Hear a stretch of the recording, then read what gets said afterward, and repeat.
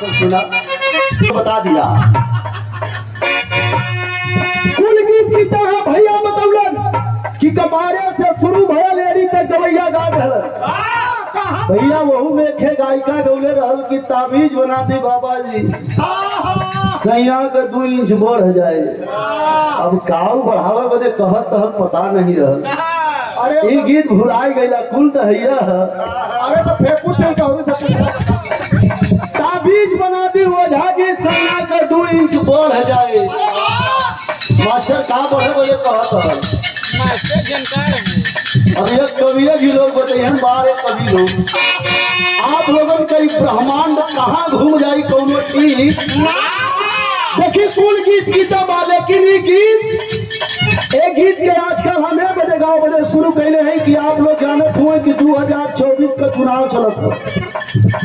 क्षमा चाह बुरा मत मनिहा लोगन 2024 के चुनाव में नरेंद्र मोदी जी बिहार में कहलन लालू जी के लड़का तेजस्वी यादव बने कि जब वही ये चुनाव खत्म होगा हेलीकॉप्टर से उतरेंगे और इनके लिए सीधा जेल जाने का रास्ता तैयार है। वही लालू जी के होनहार सपुत्र तेजस्वी यादव ने कह दिया कि मोदी जी हम लोग जेल से डरने वाले क्योंकि मेरे वंशज ही मेरे भगवान ही जब जेल में पैदा हुए तो यहाँ बेटा कैसे डर सकता है। खानदानी गीत था भगवान भैया। अरे जेल में भाई कर जाना मामा सुन ले हो भवा भैया तो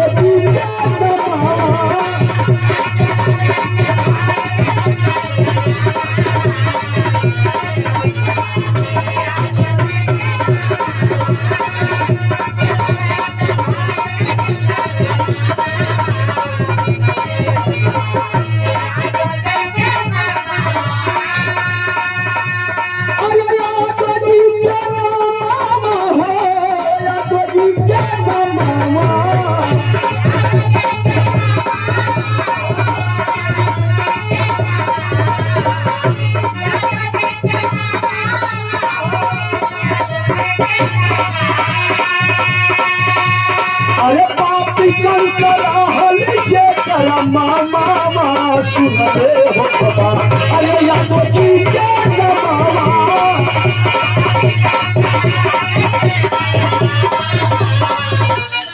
पापी पर रहल जे कर मामा सुन ले हो बाबा अरे या तो जी के मामा